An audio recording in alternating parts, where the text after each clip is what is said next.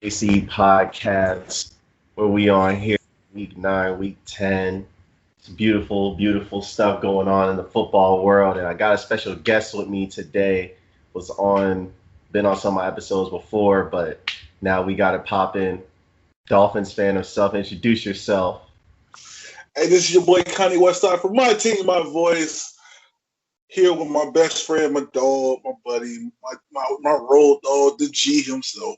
It's Rondé Christian, aka Savage, aka Smooth, aka Game. All right. You get carried away. It's the AC podcast. All right. So look, on the docket today, we're gonna be talking about a whole bunch. We ain't taking no more slouches, no more scrubs. We talking strictly teams that are in the playoff picture now. We ain't talking about none of these Falcons or none of these, Jets, that type of stuff. So, we keeping it strictly playoffs. So we don't go through the AFC first, go through their 7 seeds, and then the NFC and go through their teams and talk about some stuff. And then I got something special I want to talk about at the end, but we going to save it for the end. There's a reason it's at the end. Because I know some of you, I ain't going to do it. I ain't going to do it to y'all. Y'all season's over, but it's all good. So, first on the docket, the number one seed in the AFC, Pittsburgh Steelers. The one word I would use to describe the Pittsburgh Steelers right now is balanced. I think they are the most complete team in the NFL. That's my opinion, at least. But of course, my number one weakness for them is the coaching. Not Mike T, other than last week against the Cowboys. That was very unacceptable what he did, contributing to the multiple coaching gaps in that game with the special teams, offensive coordinator, defensive coordinator. Mike Tomlin just piled it on. But overall, I trust Mike Tomlin, but I do not trust the offensive and defensive coordinator. That is the biggest weakness for the Steelers because everywhere else they're stacked. We see Ben Roethlisberger, 22 touchdowns, 4 interceptions on the season. People saying he's the weak link on the team. I don't know how you can even begin to peel that away when we saw what this team looked like with Mason Rudolph and Devlin Duck Hodges last year. It was a catastrophe. It's a miracle that they won 8 games. I don't know how they did it, especially with the way the defense was playing. It was beyond elite. Then we see the running game obviously hasn't produced the way I've liked it to produce, but the Steelers are a team. They have to pass to set up the run. That's what I peeled away from these last few weeks is they're a team. They're not going to come out and just run the football straight at you. They're kind of like the Kansas City Chiefs last year. You got to pass to set up the run instead of run to set up the pass. So everything is on Big Ben's arm, which is still, one of the good arms in today's league. So there's that. The wide receiving core, a lot of people gave me flack about, y'all don't have any receivers. But I was high on Chase Claypool coming out of the draft. Didn't think he'd be this hit as soon as he when he got drafted to y'all, I was like, bro, y'all got something. Yeah, I like y'all got that stick.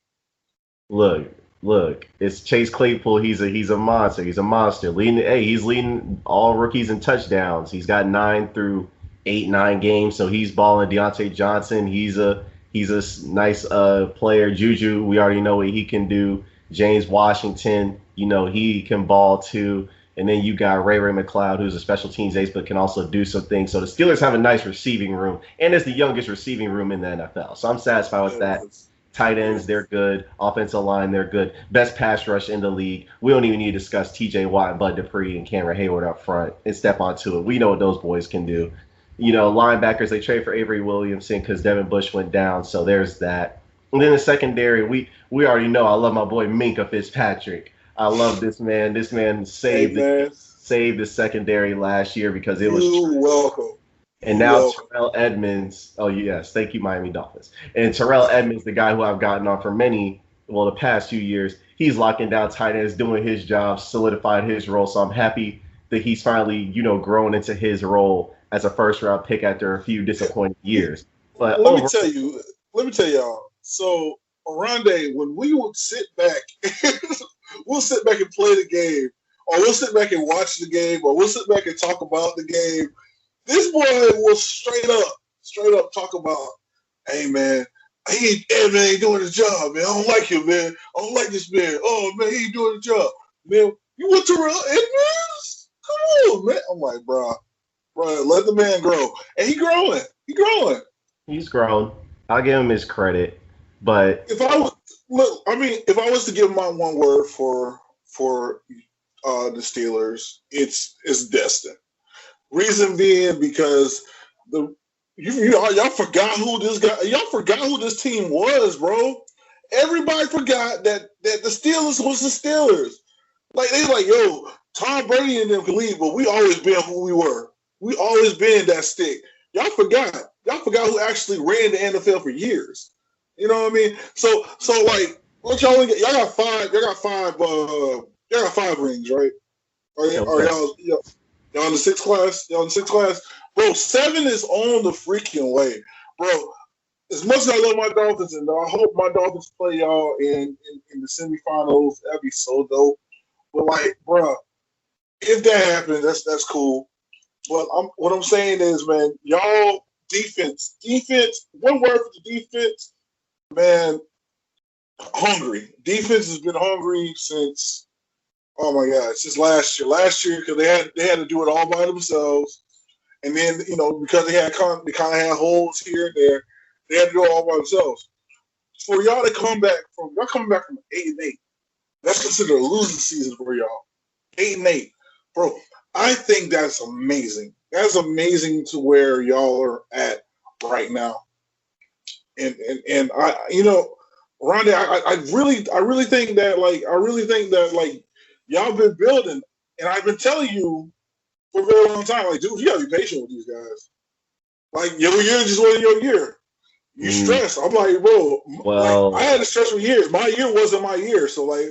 Well, no. The problem with the Steelers before was that they had top-notch talent on offense with Le'Veon Bell, AB, Juju, Martavis, top O-line, Ben Roethlisberger, and they lost. They were losing playoff games to Peyton Manning, Tim Tebow. They lost to Joe Flacco. They lost to Blake Bortles, and their only playoff wins were 6 field goals against Alex Smith, a playoff win against Matt Moore. Like, no. And another playoff win against AJ McCarron that they barely eked out because Vontaze Burfict lost his mind on the final possession of the game. Like, those aren't credible. Like, they're playoff wins, but all wins aren't created equal. And those, come on now, Mike T, it's been a while since he's won. And so that's why I was calling for his job. Now, he deserves respect. I took it back and said, okay, he's earned his money. But before, I felt the way I felt because it was unacceptable the way we were getting outclassed by New England every single year. And then even then, like, you couldn't get over the hump not once with all that elite talent on offense because you had a terrible secondary, which I've said for years. But now, the Steelers. Well, y'all always had elite. Y'all always had an elite defense. No, we didn't. No, we didn't. Always. Conrad. Every year. The league in sacks. Every year. 3 years.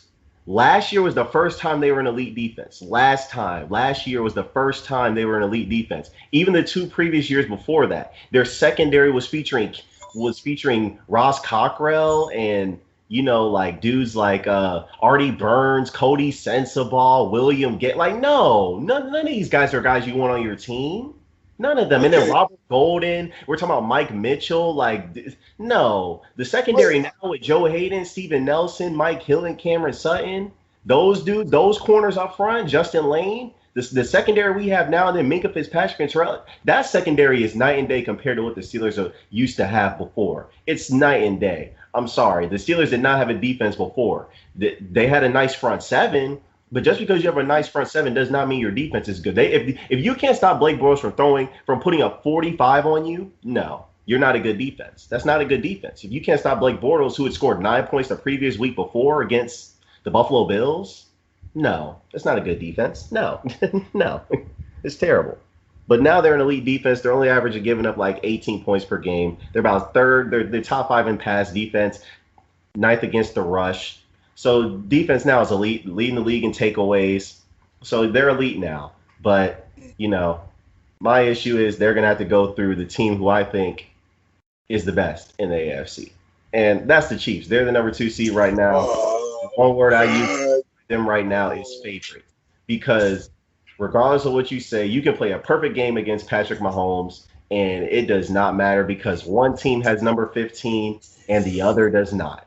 That is what it comes down to at the end of the day is number 15. They're better than Steelers right now. If you hold on. All No, right. they're not. But they have number 15, and Oh, he can wash away anything. No, which Patrick is cool. Which is is cool. the greatest thing we have seen known to man right now. This guy is something special. He's the Ferrari for a reason. That's why I nicknamed him that, because he is something special. He's once in a lifetime. He is The generational. Ferrari. He's the I mean, Ferrari. He's I mean, rare. He's he rare. might he might be a you know what I'm saying, he might be like a muscle car, you know what I mean? Like without a Ferrari. Who's We the all best know quarterback in the league right now? Who's the best we all quarterback? know who the Ferrari is, man. That's Lamar Jackson, bro. Lamar Jackson's the Ferrari. Cause he beat you with both. Lamar couldn't even beat the Patriots last night. He got smoked. He's gotten smoked 3 times by the real Ferrari, Patrick Mahomes. We're talking about the Chiefs right now. We're going to get to the Ravens in a second. The Chiefs are the best team in the league right now. They have Patrick Mahomes. Their defense, while it is suspect at the linebacker spot against the rush and against the pass, their defense is still top 5. So what's your one word to describe him? They're the favorites. Favorites. Oh, that's your one word? Yes, because they have Patrick Mahomes and no one else does. The Chargers played a perfect game against Patrick Mahomes, and guess what? It did not matter because at the end of the day, they had Patrick Mahomes and the other team had whoever they had. Justin Herbert or Tyrod Taylor, whoever was playing that game, it didn't matter. They didn't have Patrick Mahomes. It does not matter. The only game they've lost this year is to the Raiders, and none of us think the Raiders are better than the Chiefs. That was just a divisional game that the Chiefs just didn't play their best. But other than that, they have Patrick Mahomes, they have Andy Reid, they have Tyreek Hill, they have Sammy Watkins, Travis Kelce, Mecole Hardman is taking a step up this year. I don't really see who can stop them. I think the Steelers are best suited to stop them. But if you ask me to bet my money on that, I'm not betting my money on the Steelers, even on their best day, beating the Chiefs. But I think they have the best shot to out of all these other teams. The Bills, they've already beaten the Bills have already gotten beaten by the Chiefs. The Colts, they don't have a quarterback that I think can put up enough points. The Raiders, I don't trust them come playoff time. They're a nice team, but no, I don't trust them.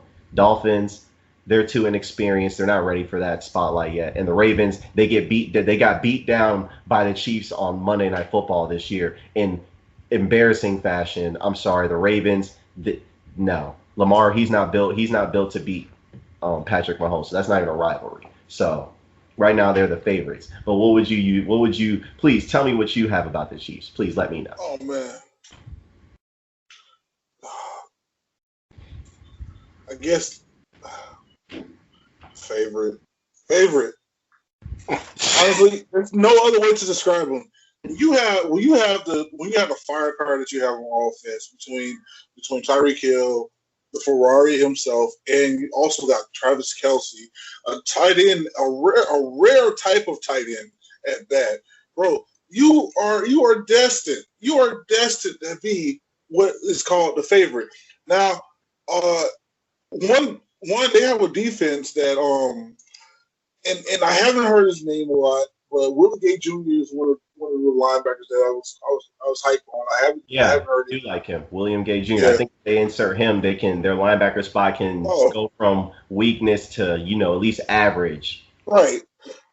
So that's all I'm saying. I need their linebacker core to be amazing. As far as the secondary, man, what Tyrann Mathieu is doing right now, as far as leading that secondary. One thing I'm thinking about Andy Reid, man. I don't know if they're trying to get him Mike Biederman, who's the offensive coordinator? Eric Bieniemy. They're trying to get Eric Bieniemy ready to be the new head coach coming in, so Andy Reid can retire with his one Super Bowl, or get two and retire and walk down the hall. He's not retiring. He just got to play. He just got an extension today. Him and the GM. Yeah. So I mean, I don't know how long you have that type of offense with Bieniemy. I do feel like Bieniemy might be in talks to going to Atlanta. Even though I say Atlanta's probably the spot for him, man. No doubt. No. But I mean, it all depends, man. 'Cause Houston is not a sexy destination right now. Neither is Atlanta. What do they have? They're gonna have to rebuild. You got to think about getting rid of Matt Ryan. You got to think about getting rid of Julio. You got to think about whether you're going to keep Calvin Ridley because it's going to be his fourth or fifth year in the league. So you got to think about that. Your offensive line is aging. You have players that you've locked up long term that you may need to shed contracts on for the new coach. We're talking about Deion Jones, Grady Jarrett. They already got rid of Tack McKinley. They got rid of Vic Beasley the year prior. We're talking about Keanu Neal, who's been injury prone, but when he plays, he's good. You might have to think about getting rid of him. Like these are they've got a lot of shuffling to do. I don't like that project I don't like that project. And then you got to think about what to do with Matt Ryan. You don't know if you're going to keep him or not. So I don't like that destination for him. That's too much of a project for black head coaches. And there's a short leash for black head coaches in the league anyways. I like the Houston Texans better because at least they have Deshaun Watson. At least number one, they have a quarterback. And their division, it's winnable. It's winnable at least. Granted, the Texans don't have much as far as draft resources because they traded 2 first-round picks to the Dolphins for Laramie Tunsil. They traded, they gave away DeAndre Hopkins for basically nothing. And so, oh my God, nickels to the freaking dime. Are you serious? Oh my God. Oh. But yeah, I don't like that destination. But overall, I think the Chiefs, they're the best team in the league. They're giving up 20 points per game. Obviously, Patrick Mahomes, 25 touchdowns, 1 interception. He's probably the leading MVP candidate because Russ is cooled off. Aaron Rodgers. Yeah, but Russ came in with like that. I don't know if we can go on, if we can talk about Russ right now because we're still in the AFC. But what I'm saying is bro, Russ that dude, man. He needs to get MVP. He's not Patrick Mahomes, though. No one is, though. Patrick Mahomes is the best quarterback in the league. No one can convince me otherwise. There's no one that you can't tell. I wouldn't argue that right now, but who can you argue for legitimately, though? Who can you legitimately argue that's better than him?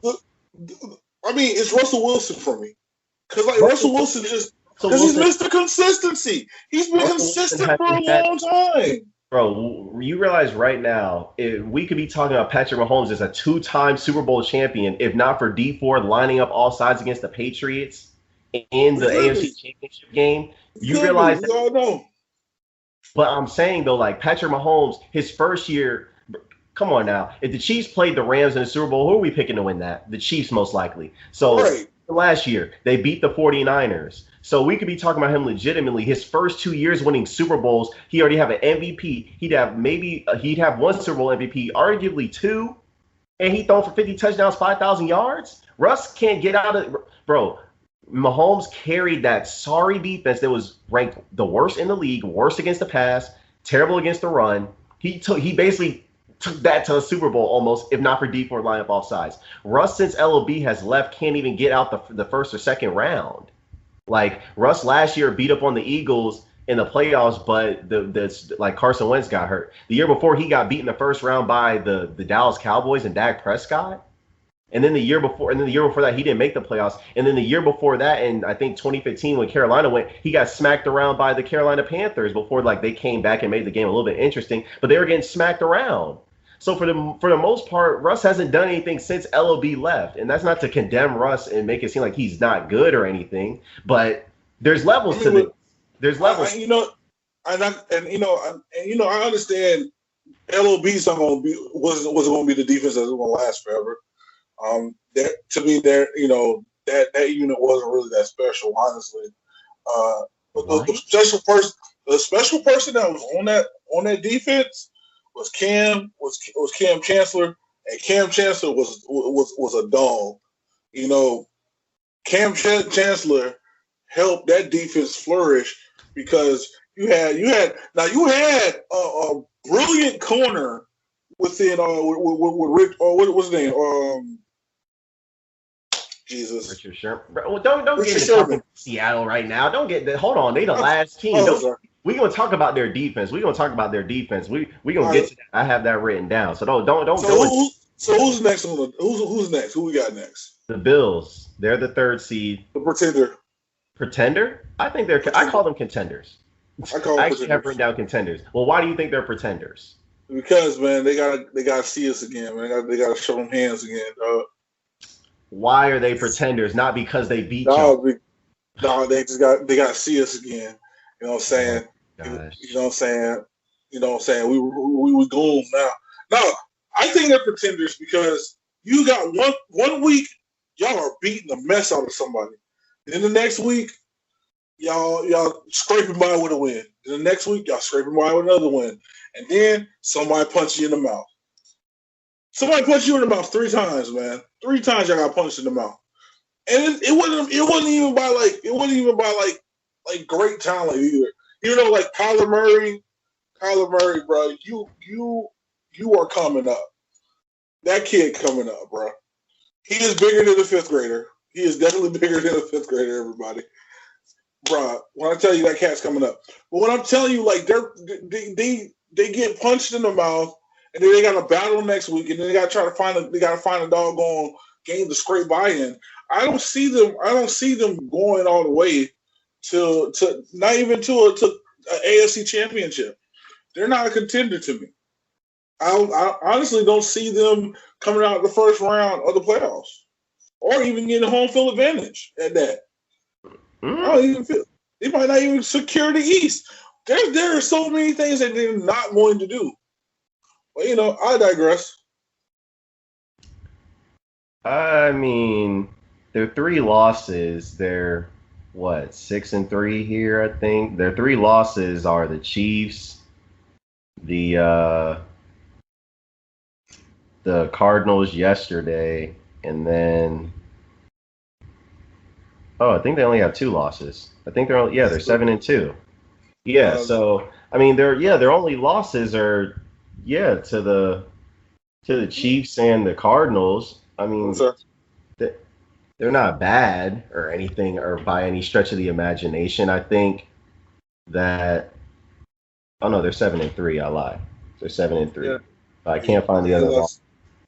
They lost against the Titans. Oh, okay, there we go. Yeah, that's the other loss. I kept missing that one. Yeah, so they've lost to the Titans, the Chiefs, and the Cardinals. I mean, and the Titans spanked them, and it's the subpar Titans that we're watching now. Yeah, exactly. So anti-pull-out Poppy. I still think they're contenders. I just think the problem with the Buffalo Bills is they don't have a running game. That's the problem with them is they don't have a running game, and their defense has tailed off a little bit, although they've had some injuries at the linebacker spot, which affects their defense because they're more of a zone coverage team. So Matt Milano and Tremaine Edmonds being hurt, that has affected their defense in a big way. But last year they were the number 2 defense. So, it's not looking as pristine as it was last year. So, but I trust Sean McDermott to get that figured out. They're giving up 26 right now per game. Well, yeah, they're giving up about 27 points per game right now, which isn't ideal. But I trust Sean McDermott to get that rectified. I'm more so worried about the run game. But Josh Allen's taking this game to a whole nother level. And I think as long as you can throw the ball, you have a chance to contend. That's literally why I don't trust these other teams that are on here. Like, I don't trust the Titans. I don't trust, like, a team like the Browns if they eke into the playoffs. Like, I don't trust them because they can't throw the football consistently. Josh Allen, the whole offense is, it depends on his right arm. The Bills aren't going to be successful if they're running for 150, 175 yards. That's not how they're going to win games, and that's not how they're going to be at their best. They're going to be at their best like they were against the Seahawks if they're throwing it. And so they have that luxury now. They have John Brown. They got Cole Beasley in the slot. They have, Devin Singletary. He's a capable back, even though they're not running the football effectively. And, of course, they've traded for Stephon Diggs, who's, obviously one of the best receivers in the league. And so, obviously, I think those things, bode well for them. Obviously, yesterday they just got beat by Hail Mary, or we'd be talking about them being, 8-2 instead of 7-3. So, fine line between, that margin of record. But overall, like, they're the third best team in the AFC to me. It goes Chiefs, Steelers, and then Bills. And the Steelers and the Bills are going to play this year near the end of the year in December. So we're going to see about that matchup as well. Obviously, last year the Steelers took the L in that game because they had no quarterback. But it's neither here nor there. But I think the Bills are contenders to me because they can throw the football when they need to at the end of the day. Like, they don't have to rely on play action like the Titans and the Browns. So I say this. If the Browns find a way to get into the playoffs this year, you might see them be the Bills team. That's if they find a way into the playoffs this year. No. Baker, no. They're not. The Browns aren't even in the playoffs right now. Number one. So what's so funny? The Browns. I feel like the Browns will still be left out with a 10-win season again. They'll be left out with a 10. They'll win 10. They'll have 10 wins this year and be left out again. How are they going to get to 10 wins?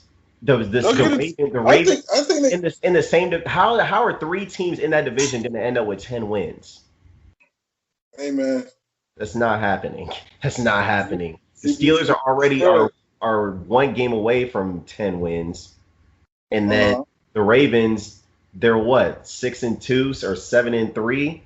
Like they're there. And what are the Chiefs? Oh, not Chiefs, but what are the Browns? They're 6-3, right? Yeah, I think so. All right. All they gotta do, they swept the Bengals. They swept the Bengals. The Bengals are done. Yeah, but the Ravens have already beaten them down. They beat them down the first game of the season. Yeah. But all it takes is someone showing up. The Browns. That's all it takes is someone showing up. Built to win one way. The Browns are built to win through Nick Chubb and Kareem Hunt in their offensive line. They're not built to win with Baker throwing it 25 to 30 times. And at the end of the day, that can be taken away. Running game is dependent upon the offensive line. All the Ravens and Steelers literally have to do is stack the box and make Baker throw the ball, and Baker will make bad decisions, as he's shown. That's why they got waxed by the Steelers 38-7, and why they got beat down by the Ravens the first game of the season.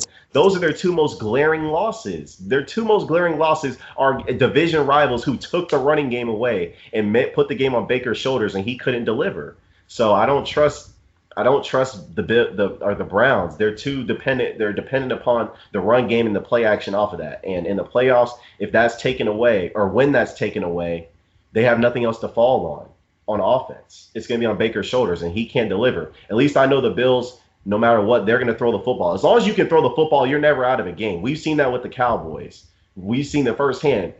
Even if they can't run the ball, Dak Prescott could throw it to Amari and CD and Gallup and make the game interesting. The Browns can't do that. They're built to play with a lead. They're not built to play, up and down the field game. Regardless of their weapons and whatnot, that's not how they're built. That's not the type of game that they want to play. So I don't trust them. But I think the Bills are contenders, at least. The Colts are the fourth team. And the one word, or the phrase I use to describe them, is one player away. Phrase? Oh my God. Yeah. Hey, I ain't gonna cap, man. The one word I got is daddy. Daddy's home, bro. I think anti-pullout Poppy is out here in these streets. He finally got his little team together. He has a team that he can use. Rivers got a team that he can go ahead and make something happen with, man. Rivers is in a great spot right now, dude.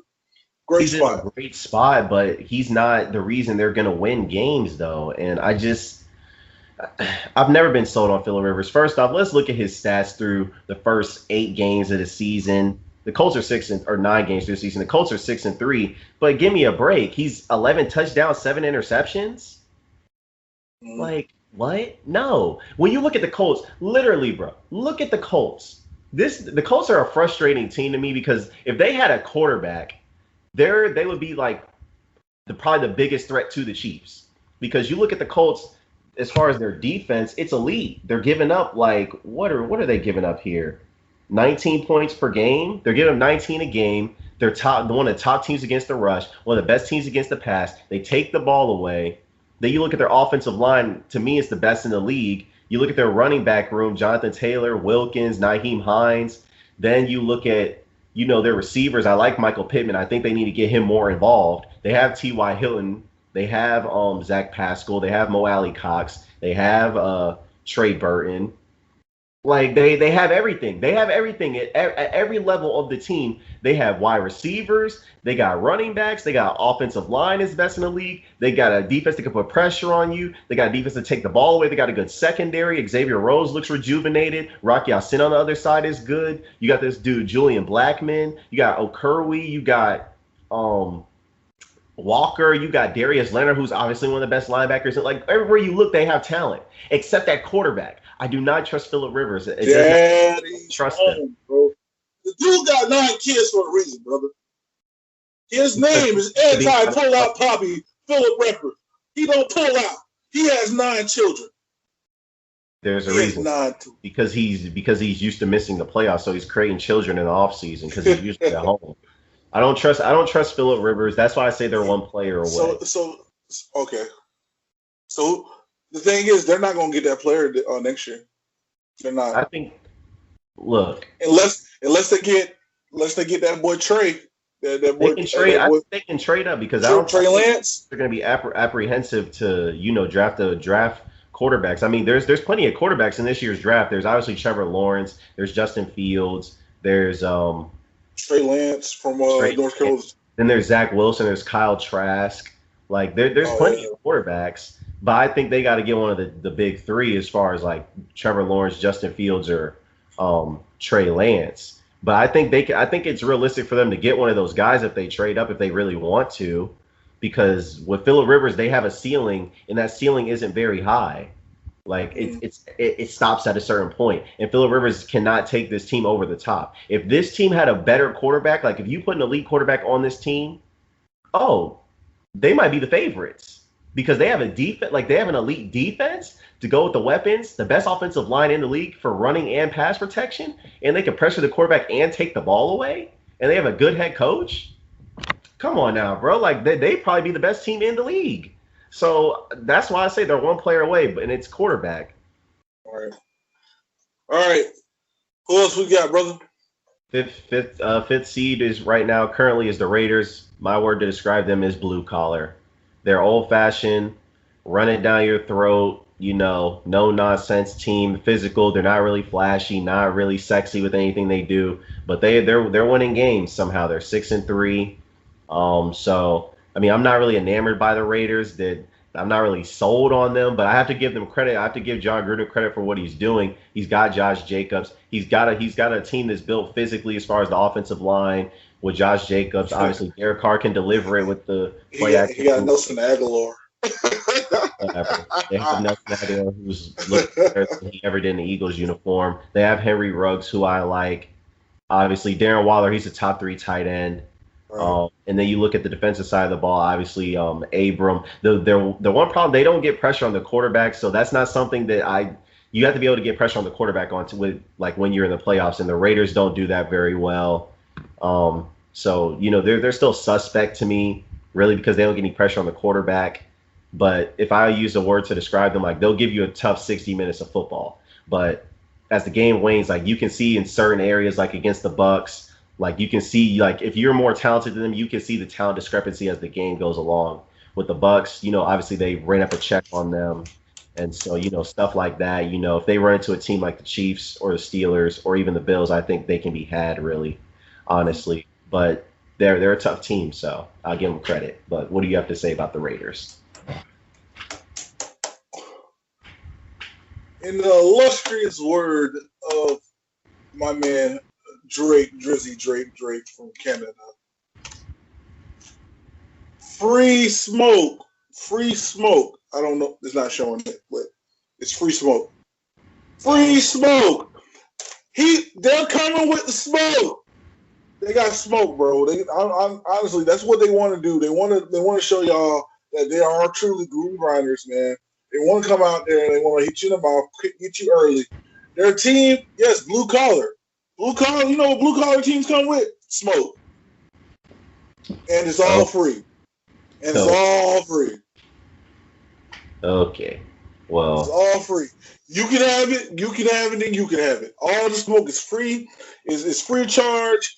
You can ask your mama, give it to your mama, you can give it to your daddy, ask your daddy for it. They don't have it, but they do. Bro, when I tell you these guys have talent. Henry Ruggs, being one of the rookies that I'm still looking to still have a wonderful season, man. You got Josh Jacobs running that dog a ball, running the ball, and now Derek Carr has a team to actually work with, man.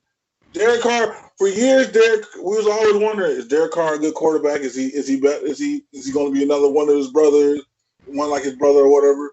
No, Derek Carr has a lot to prove. He's showing that he's actually a pretty decent quarterback, and everything and anything that has been showing up in his in his games. He's like, yo, man, I want to be the best. I want to put points on the board. I want to play the best. I mean, they play teams, man. They ball. So, man, give it to them, man. It's free smoke. Well, I'm not sold on the Raiders. They're a run first team. They obviously have some decent weapons, but as like I said, you can out talent them in certain positions because, like I said, they don't have a pass rush.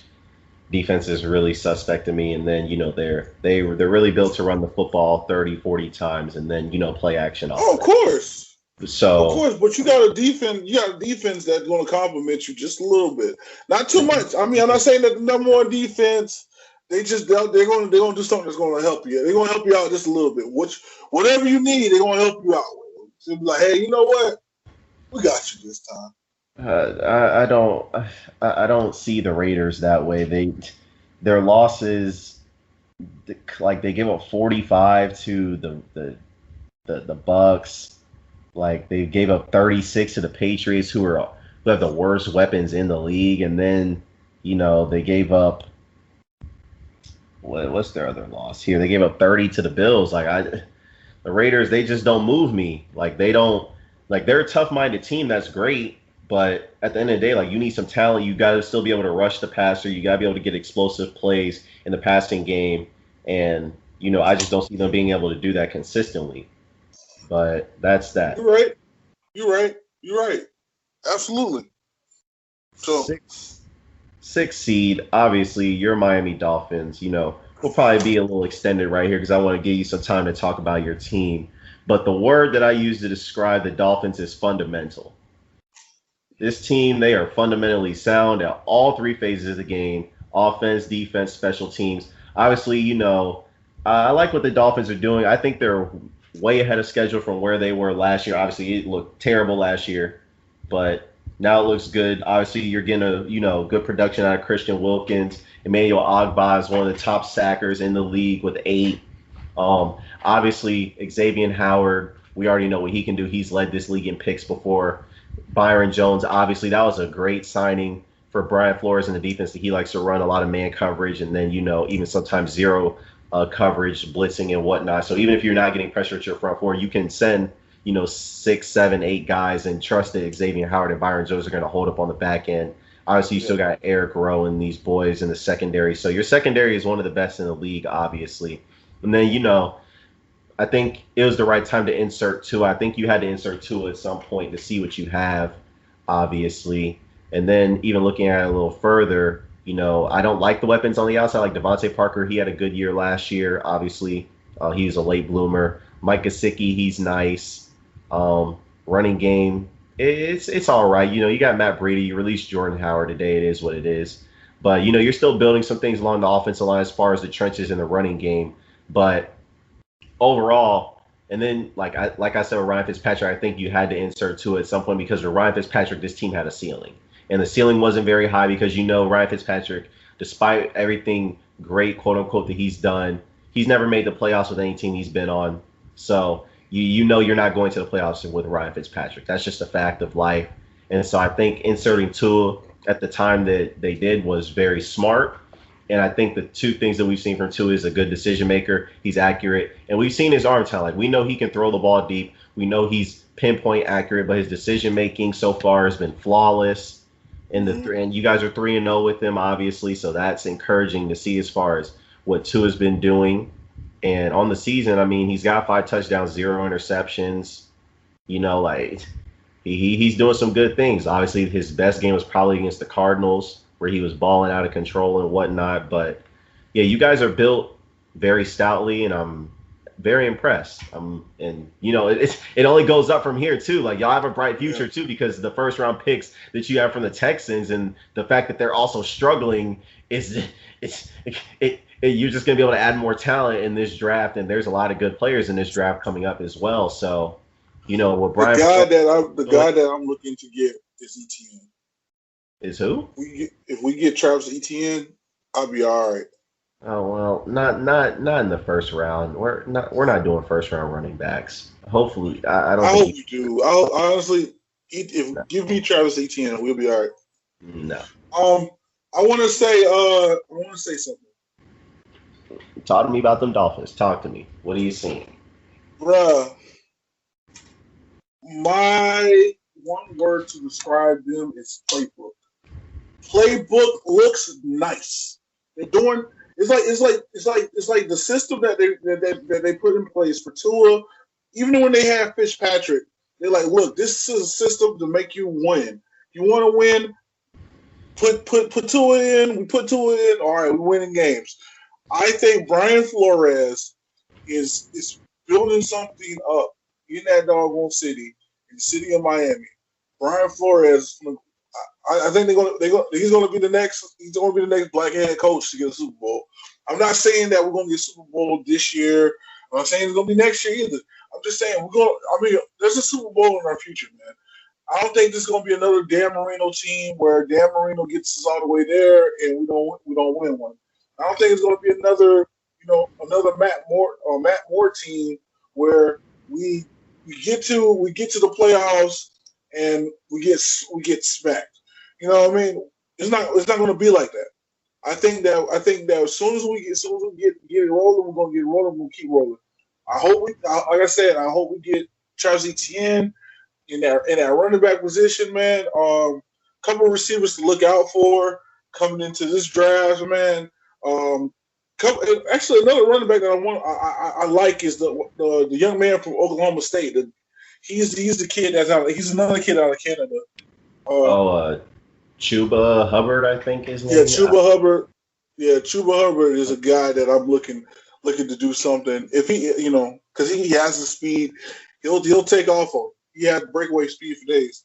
But I like what the Dolphins doing. Do I think that they can go deep this year? No, not deep. But if they do go this year and you win a game, I'll be satisfied and I'll be surprised.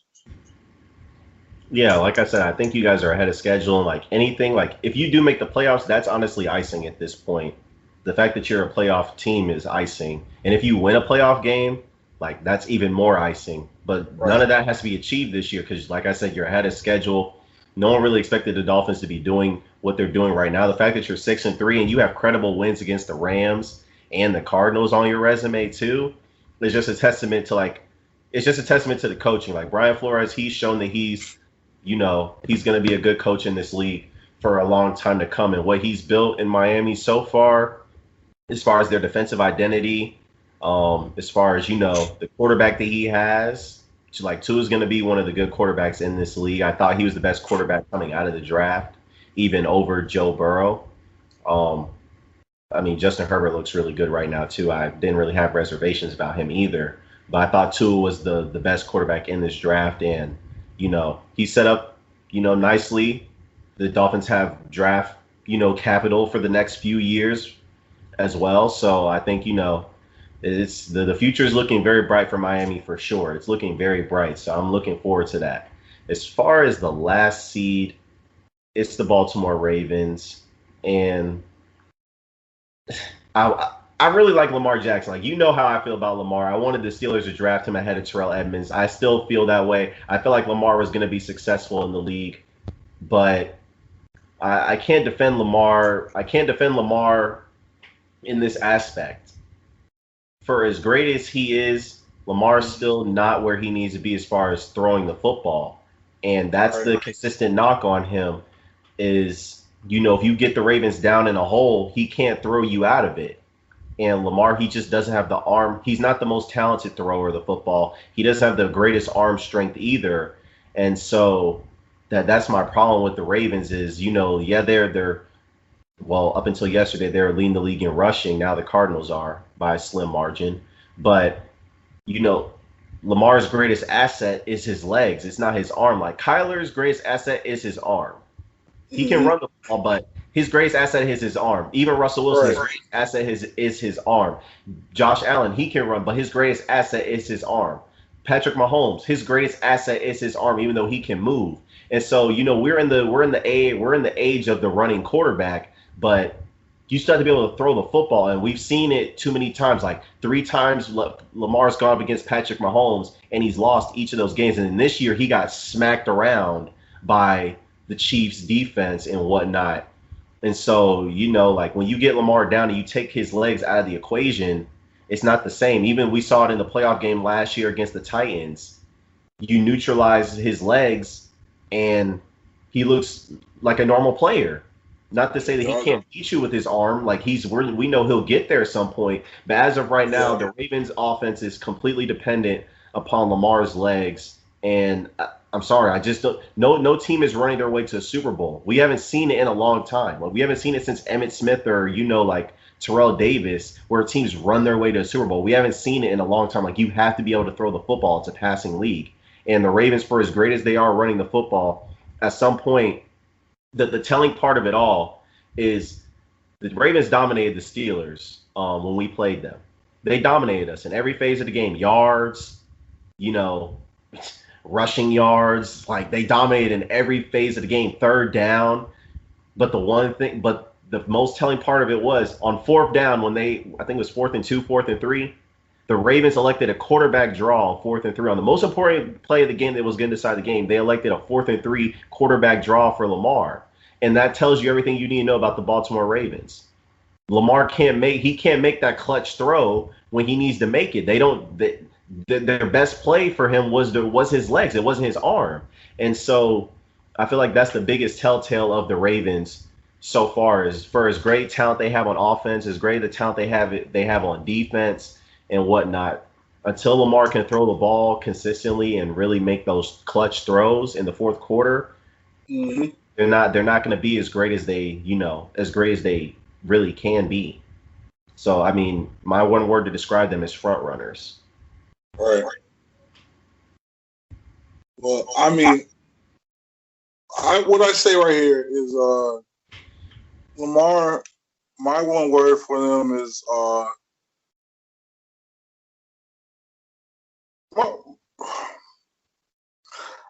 I give them dogs. They're dogs, and not like in the sense of like, oh man, they're gonna go out there and get you. They're going to fight. They're gonna fight for everything. And if Lamar, I hope Lamar Jackson figures out his arm strength, like his arm talent, because he's talented. He's a talented quarterback.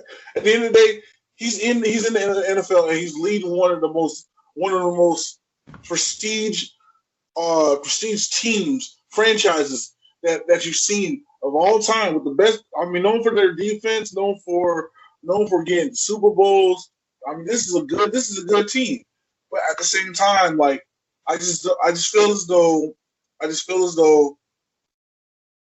they'll get the job done, but right now they're in a rut. They pretty much on a leash, and they're like, yo, I can't really move right now because they're like that dog that ran in the circle on the leash, and like now they ran in the circle.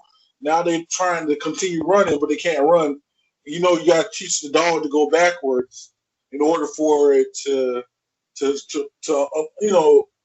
let that leash extend a little bit. And I think right now, Lamar Jackson is going to give you a consistent game, but at the same time, your defense has to give you a consistent game, and then your wide receivers got to give you a consistent game, because sometimes the wide receivers give up on them. Sometimes Lamar will be putting it on the wide receiver's hands, on the defensive lineman's hands, all that. I mean, that's just what we have. You know what I mean with that team. So I think they're in a good spot right now. You know what I mean? So I say give them the dog title, but don't give them like, yo, they that dog. You feel me? I don't see it. I think part of the problem is the league is figuring out the Ravens because last year they dominated the league. They dominated their running game, dominated the league. They averaged over 200 rushing yards a game. Obviously, Lamar is like unlike any quarterback in the fact that he can run it 70, 80 yards in the blink of an eye. And I think also that what goes with that is the fact that the Ravens offensive system was unique and it was different. And so it took the league a while to catch up to it. But now I think teams are catching up to it a little bit more. And so that's why I think the Ravens offense hasn't looked nearly as explosive as it did last year, is because now you're seeing a lot of teams really bottle that up and making Lamar throw the football. And, he hasn't been able to deliver. So right now, the Ravens are in a good spot, but they're not nearly as dominant and they're not as formidable as they were last year. And I think that gives a lot of teams confidence because you're going up against the Ravens. You know that, okay, we may not be able to stop Lamar from running entirely, but if we take him out of the game with his legs, if we force him to throw the ball, if we get them in the third and longs, we can really, stop this offense and whatnot. And I think a lot of defensive coordinators watch the Titans game. They watch the Chiefs game this year, and they're like, okay, we can do this and we can slow down Lamar and force him to throw the football. And I think that's kind of the recipe that teams are going to go for. And until Lamar becomes a more proficient thrower and their offense becomes more explosive passing the ball, I think the Ravens aren't really going anywhere meaningful, the places that they want to go, until they can, evolve the passing game and make it more explosive. Yeah, man. I agree. So, cause I'm running low on time right now. You want to go ahead and get through the other guys, the NFC real quick? Yeah. Let's go to the NFC. So the one word I use to describe the Packers is finesse. I don't like they're a team. They're a lot of icing and not a lot of cake. They don't really have much beef in the front. Like I look back, the Packers the same problems the Packers had last year is the same problems they have this year. They can't stop the run when a team gets really physical. Then we saw with the Bucks. We saw it with the Vikings with Dalvin Cook ran all over them. We saw it last year with the 49ers 2 times, one in the regular season Sunday Night Football, another time NFC Championship game against San Francisco. And then we saw it against the Eagles on Thursday Night Football last year where they ran all over them. So I just think the Packers, they're a team that can be punked essentially in the running game. And they don't have an answer for it up front with their, front seven. And I just don't trust that going forward for the Packers. They can throw it. They can run in the trenches, but as far as their defense and, a team like the Bucks who can get physical with them on defense, I don't. The Packers, they scare me away in that way. I say finesse too, but like more so than like they're gonna finesse your pockets a little bit because they're gonna make you bet on them, and then you're gonna lose a lot of money. So like I say finesse too. Who else you got? Saints. I put I don't know or IDK because the Saints are a very confusing team to me. I picked them to go to the Super Bowl, but the part that gives me apprehension is they've given up the most explosive plays, 40 or more yards in the league. Their secondary should be a lot better than what it is with Marshawn Lattimore, Marcus Williams, Janoris Jackrabbit, Jenkins, Malcolm Jenkins, and the crew. Like their defense should be a lot better. And the thing that's confusing about them is they get beat by the Packers, but then, they shut down the Bucks. It's like I can't figure out the Saints, and then their deep passing game is virtually non-existent. And we've seen Drew Brees' arm dissipate the last few years. Yeah. So as far as like, especially when the season waned, and now he's out now for 2 to 3 weeks, and Jameis is going to be in there. So it's just one thing after another with the Saints year after year. So I just don't know with them. They're the they're the number 2 seed right now, but right now I just don't know about them. I want to say this. They're the Blair Witch Project. This is why, because they either a shell of themselves or they gonna come back and haunt you and get you. Either way, you don't know what you're gonna get. You could get a shell or something and it scare the crap out you, but make you want to come back again. Or they can go ahead and finish you and make you because they finished the Bucks. So I say Blair Witch Project on them. What else we got, brother? Cardinals, they're 3rd seed right now, leading the NFC West. I call them the Kyler show. I think right now the Cardinals, it, the things that gives me apprehension about them is they just don't have experience. Like Kyler, he's never been to the playoffs. Cliff Kingsbury, he only played in one bowl game in college, and this is his first head coaching, first time head coach. Obviously, last year he was a rookie head coach, but this year, his second year, obviously, their Cardinals are a lot better. But, I just, those are the two things. It's really Kyler or bust to me for them. Yeah. They're leading the league in rushing, but most of that we obviously know is a product of Kyler and his feet and the stress that he can put on the defense running the football. So, it's not because they have some great running backs in the backfield or anything like that. Like they have good backs, Kenyon Drake, Chase Edmonds, and whatnot, but nothing special. And then, obviously DeAndre Hopkins, he's, done what he's done. Christian Kirk is taking his game up a level. Larry Fitzgerald's reliable. But the other thing is their defense. I don't know what they're doing with Isaiah Simmons, number 8 overall pick, but they haven't really used him that well. Patrick Peterson's taken a step back, even though he's gotten some interceptions. I like, and they don't have Chandler Jones. I don't like their defense in the sense of like stopping people, but I like the fact that they're willing to play man. Vance Joseph knows he doesn't have Chandler Jones, so he's willing to send pressure and whatnot. Like he's not willing to sit back. So I like Vance Joseph like coordinating the defense and what they're willing to do, but I don't trust their defense entirely, especially like a game like yesterday where they're giving up. What did they give up? 30 to the Bills. Like they it was a shootout. Yeah, it was a shootout, and so the Cardinals, they're a good team, but I don't think I think they're still a year away, but they'll make the playoffs. All right. I got, they're the big boys. They're the big boys. Reason being, because I think they're playing bigger than what they are, man. I think Kyler is playing on a whole different level. Also, you got DeAndre Hopkins, who is taking that team from being subpar on the wide receiver position to, I mean, not even just subpar. Like it was just Larry, and now it's Larry. It's him. It's Isabella. I mean, you got a lot of talent on the wide receiver field, on the wide receiver unit, and I think that defense is coming together very well. Who we got next? Philadelphia Eagles. Good God. I just want them to lose games Pass. at this point. Just pass. I don't have the words for them. I really don't. The word I have for them is broken. It's a catastrophe down there. I don't even have the time to get into everything. Doug Peterson, his play calling is stale. It's very suspect. Carson Wentz, he's leading the league in turnovers.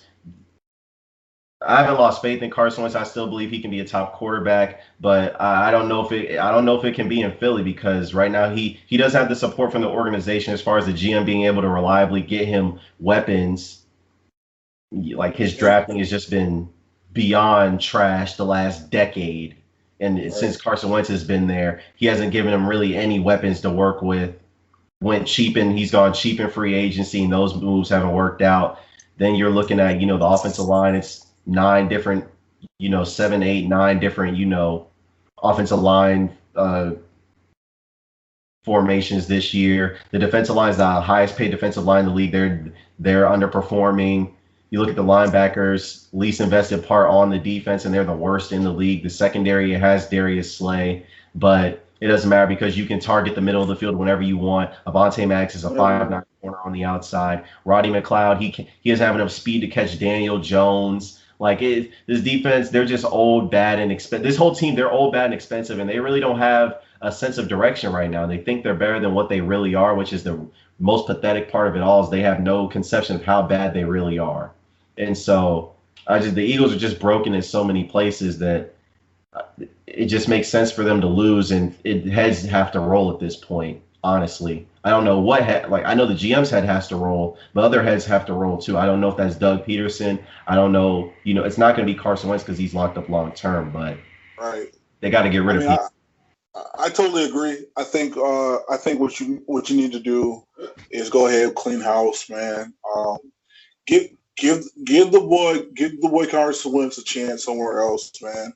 I think he'll strive probably like if you bring him into Atlanta right now, he probably could take over that team. Maybe you send him to the West, because like I don't trust I don't trust San Francisco's quarterback Garoppolo. Never did trust him, never did like him. Send him to the West, send him somewhere. Give this boy a shot to play. Matter of fact, send him to Dallas. Give Dallas him. Give them the redhead. The Eagles can't trade him. The Eagles can't. They just next year is the first year of his contract extension. If they try to trade him or cut him, it's gonna be $84 million in dead cap over the next 2 years. You can't do that. You can't do that, number one, in the pandemic where the cap's either going to go down or go up or stay the same. And the Eagles already have the second most expensive roster next year, and they're already bad now. So you can't do that. The only person that literally you can't get rid of is the quarterback. So you have to find a way. If you're going to clean house, then you have to find a coach who's going to be and a coach and a GM who's going to put the talent around him. Because for now, the Eagles are locked in with Carson Wentz for the next 2 to 3 years. No, they have no other way to go. And I get that, but like think about it like this: y'all might have to go and just give stuff away so y'all can go ahead and get back. I mean, usually that's how it works. Go give stuff away, get back. But you can't. But you have to do that smartly, though. You can get rid of Fletcher Cox. You can get rid of Zach Ertz. You're going to get rid of Deshaun and Alshon. Yeah, but I don't want you. That's what I'm saying. Like they don't think about these kids when they go into the league, and these kids got to go try to lead a team full of dudes that don't want to be there for a coach that really doesn't want to be there and doesn't. Play calling is trash. You have nobody. You have no receivers that want to catch. They missed a pick. Oh, they missed Denzel Mims. I was heated for you. They missed Denzel Mims, and he wound up going to the Jets, which I'm upset that he's at the Jets. He could have been at the Philadelphia Eagles. Well, start his career. But you know what? Like I said, I digress with that because I don't have no words for this team. I think this team sucks. They shouldn't even be in the playoff talk. Well, no team in this division deserves to make the playoffs. But even the Denzel Mims thing, that's a direct correlation to the Eagles choosing Jalen Hurts. And my thing with that is, even if you think Jalen Hurts can be, because their idea with that was Lamar Jackson or Taysom Hill. But number one, Jalen Hurts has never been known as a thrower of the football. There's a reason he got benched in the national championship game for Tua, because he could not throw. And then people are like, oh, he had this great year at Oklahoma. Oklahoma has the best play caller and the best offense in college football. Of course, anybody that goes there is going to look good. But even then, yeah. Why do you think he chose it? Why do you think he didn't choose? Why do you think he choose nowhere else? I don't know, but even then, like he struggled 2 times against Baylor, who's not known for defense, and then he struggled, and then he got beat down by LSU in the title in the playoff game. But here's the most alarming part of it all is that he had 3 passes completed when Justin Jefferson had 4 touchdown catches. And that's the guy that the Eagles wanted to choose. And history tells us that most likely Jalen Hurts is not going to be Russell Wilson, Kyler Murray, Lamar Jackson, Deshaun Watson. He's more likely to be a Brett Hundley or Deshaun Kaiser, especially with Howie Roseman's drafting history. Does anyone really have faith that Jalen Hurts is going to be anything special with Howie Roseman's drafting history? No. So I don't know why I don't know why fans are even clamoring for Jalen Hurts to get in. What do they think that he's going to do with these subpar receivers and Doug Pearson's suspect play call? We know this. Let's for the time's sake. It's a disgrace. They're broken. The Bucks, fifth seed. I call them confusing. They beat up on the Panthers yesterday, but then they only put up 3 points against the Saints. Like they had a close game with the Bears. That was mostly due to penalties. Like I just can't figure the Bucks out. Like a lot of people are calling them the best team in the league, but I just don't. I don't see it. Like they have the potential, but Todd Bowles' defense, especially the secondary, Jamel Dean, he can be had. Carlton Davis, he's probably like a top corner this year, but I still think they're vulnerable as far as running up the middle because Vita Vea got hurt, or else I wouldn't feel that way. They still have the best linebacking duo in the league with Devin White and Levante David, but I think they can be had up the middle as far as running the ball. And then, like I said, Jamel Dean's a weak spot in the secondary, and Todd Bowles, he doesn't have a good threshold of when to blitz and when not to. Like, I know he's an aggressive defensive coordinator as far as like wanting to send blitzes, but his idea isn't, oh, let me dial it back if we're not getting there, or let me like play coverage. His mentality is, oh, if I didn't get there with 5, well, let me send 6. If I didn't get there with 6, let me send 7. And he just gets over aggressive, and I don't like that. And I don't think that's conducive because the Bucks corners aren't built to hold up in man coverage like that. And so that's my apprehension with the Bucks. And then, just the mentality overall, like the Bucks have been bad for so long. And so that's the other thing is they've been a losing organization for a while. And now they get into the spotlight to where they're a good team. And what you're seeing is okay, like we all know Tom Brady's a winner. That we all know that. But at the same time, like I think a lot of the games that was played, yes, some of the ones that they won was out of respect to Tom. But at the same time, like I think that once you get some stuff going on here, my one word to describe this team, Florida. And this is why, because Florida is confusing. You might get a good year in Florida. You may get a year where you get 3 seasons, and then you may get a year where you only have 2. You know what I mean? Florida is the most confusing state I've ever been part of, and I've been everywhere. Most confusing state ever. You might get a whole bunch of hurricanes come through. You might not even get a hurricane that touch you. But that's what you see. That's what you see in Tampa Bay. Who we got next? Is this the last one? No, we got 2 more. We got the Rams and 2 more. All right. So let me start off with the Rams. Go. Rams. What y'all do? Is what? That's my one word for them. What?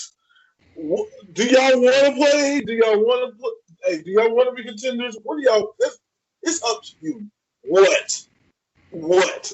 It's like they're like that a kid that you know that wants something, and they tapping you, and you ask them, "What do you want?" And they're like, and they hand you some stuff like that. They hand you like a random object, bro. Look. Right there, look. There, you random object. Okay. Bro, that's what LA is to me. What you got? I think they're the best team in the NFC, honestly. Let me tell you why. Because all the other teams, the Packers, they're finesse. You can run on them. The Rams can do that. The Saints, the Rams have experience beating the Saints before. They beat them in an NFC Championship game. The Cardinals, they don't have the experience. We forget the Rams made it to a Super Bowl. We forget that. The Eagles, we're not going to discuss that. The Bucks, I think the Rams can give the Bucks problems, number one, because they have the best defense in the NFC, and because they stay committed to who they are, which is running the football, play action, they can make all their plays look the same. And not only that, but the Rams have a deep wide receiver and tight end room with, the players that they have, Van Jefferson, Cooper Kupp, Robert Woods, you got Brown, you got Cam Akers, and Jared Goff, like, he can throw the football for all we say. And Sean McVay, he's a creative play caller. So I trust those things, and they both have Super Bowl experience. Granted, they lost, but that's still experience nonetheless, even if you did lose. And so I look at that and then couple that with the fact that they have the best corner and the best interior rusher in the league. Like, come on now, like that I have to give you a bigger nod because of that. Not only is your defense elite, but you have the best corner who affects the passing game, and you have the best interior rusher who affects the passing game and the running game. So teams not only have to avoid a person in pass protection and running the football, but they also have to avoid a guy in the pass game, Jalen Ramsey. And then the dude on the other side, Darius Williams, is no slouch. He's got 4 interceptions. And then you look at this guy, Jordan Fuller, a 6th-round pick. He's balling. They got Taylor Rapp. Like they're stout everywhere. Like, and they still got Michael Brockers. Dante Fowler's going to come back at some point too to give them an edge rushing boost. And so I look at that, and I think they're the best team in the NFC to me because they know their identity, they know what they are, and they're going to play their style of football. At the end of the day, the Cardinals, they're too reliant on Kyler Murray. I don't think that's gonna, and they don't have experience. The Saints, they don't have a downfield passing game, and Drew Brees, his arm wanes. The Packers, they're too finessed, so you can beat up on them. The Bucks, their main weakness is their defense, especially the interior part, and Jamel Dean and blitzing as well. They can be had, and then the Seahawks, who we might as well get to, their biggest thing, my thing for them is Russ or bust. Because if they don't have anything else they can rely upon, like they're good running the football, but Chris Carson and Carlos Hyde are hurt right now. Their defense, for the life of me, I don't understand why their defense is so bad. Well, I do understand, but then again, I don't, because they have Bobby Wagner, they have KJ Wright, they have Jamal Adams, they have Trey Flowers, they have Shaq Griffin, Quandre Diggs, Quentin Dunbar, and they can't stop anybody. They're last in the league against the pass. Their offensive line, as far as pass protection, is not good. Their defensive line, like their two lines, are the worst in the league. Like they're not even average. Like they're the worst in the league. Their offensive line worst in the league probably, or one of. And then their defensive line is one of the worst in the league. They don't get pressure on anybody. They trade for Carlos Dunlap, but I'm not really sold on that because there's a reason he was traded for a 6th-round pick. Like, he's okay. But if we were talking about Carlos Dunlap from 4 or 5 years ago, I'd be like, oh, okay. But we're talking about Carlos Dunlap now. He wanted out of Cincinnati. Like they barely got anything for him. And so I'm looking at the Seahawks, and their defensive system is stale, like you were bringing up with the Cam Chancellor thing and whatnot. I'm looking at the Seahawks defense, like for years they were built on a 3-match system. Right. But you look around the league, you look at all the people who run that system, and it's gone stale. Number one, it's been figured out because Dan Quinn, Ken Norton, Gus Bradley, Chris Richard, and Robert Saleh, they run those same defenses. So that's not an uncommon defense now in today's league, as far as like the cover 3 is concerned. And so I think they've just been caught up with as far as defense. And like Russ has had 10 total turnovers in their 3 losses to the Cardinals, to the Bills, where they gave up 400 yards throwing to Josh Allen. And then yesterday they lost to the Rams, and Russ had another 3 turnovers. There's just too much on Russ to deliver right now, and they just don't have anything else they can rely upon, honestly. That's right. So how would you describe the Seahawks? Man,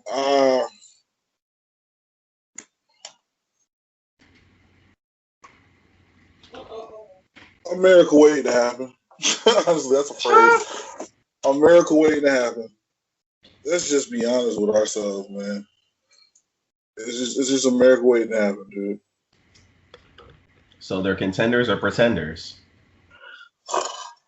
I wouldn't call them that, bro. I just think it's like you said, it's Russ or bust. So are they contenders? I think so. With Russell, while you got Russell Wilson, you are always going to be a contender. But if it doesn't play out if it doesn't play out, that's just what it is, man. Yeah, they're built to win one way. They're built to win with Russ throwing it and scoring. Their defense can't stop anybody. Right now, they don't have a running game. I really don't know.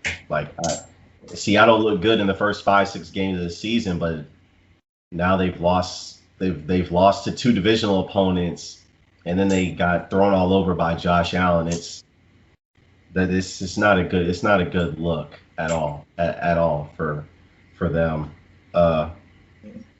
But last thing before we get out of here. Look, man, I got a lot of Cowboys fans. They're in a unique spot right now. I envy them. I envy them hard right now. I'm looking at the Cowboys. This is my plan to fix the Dallas Cowboys. I know this won't happen because Jerry Jones is too prideful and he's too stubborn to do this. But here's my perfect plan to fix the Dallas Cowboys. Tank to get Trevor Lawrence. You let Dak Prescott go in free agency, and let me tell you why you do this. You get Trevor Lawrence for 5 years, $25 million, instead of Dak for 4 years, 5 years, and about $200 million. So you save your cap space, and what do you do with that cap space? You allocate it to your sorry defense that's the worst in the league. So you allocate your money to that free agency, and then what do you got with Trevor Lawrence? You got a dude who's one of the generational prospects in the draft. On top of that, he's already coming into a ready-made situation as far as offense. And we already know it's an offensive league. So what is he coming into? Amari Cooper, Michael Gallup, CeeDee Lamb, and Zeke, and an average offensive line when Zach Martin and Tyron Smith come back next year and whatnot. You look at that, and it looks like a perfect plan to me. And then you take it a step further, and you look at the rest of the division. The Giants aren't really contenders. The Eagles, they're broken. And then the Washington football team, they don't have a name, so we need not even discuss them right now. And they're just mired in mediocrity. So, I'm looking at it. If you get Trevor Lawrence, you're automatically the favorites in this division because the Eagles don't know what they're doing. The Giants, they're still talentless in a lot of areas. And Washington, they're still trying to establish a culture. So they're still a few years away from anything meaningful as far as that's concerned. So I'm looking at that, and I think you could immediately insert yourself into contender status if you just get Trevor Lawrence, allocate some money to defensive free agents to fix your defense, get Mike Nolan and Mike McCarthy the style of players that they want for their defense. Look, it feels like a foolproof plan to me. You say salary cap space with Trevor Lawrence, you let Dak Prescott go, you fix your defense, and Trevor Lawrence is already in a tailor-made situation as far as throwing the football and running game and offensive line. Looks easy seems like an easy thing to me. But what do you think about my foolproof plan? What do you think about it? The foolproof plan is I agree wholeheartedly. And I think you got something here, man. I think you got something here, bro. So, man, that was dope, man. Thank you for having me on, bro. Oh yeah, no problem. I appreciate y'all. Unfortunately, I have to go because we have a podcast tonight. Rondé, if you get on Zoom, you're more than welcome. You're more than welcome to join us. Jeez. Well, guys. Until then, I appreciate my guest, Connie Westside, Conrad Hilton, for coming on, talking about some football with me, talking about his, Dolphins and whatnot. I know he's excited that they're winning games and whatnot. But until then, we're signing off.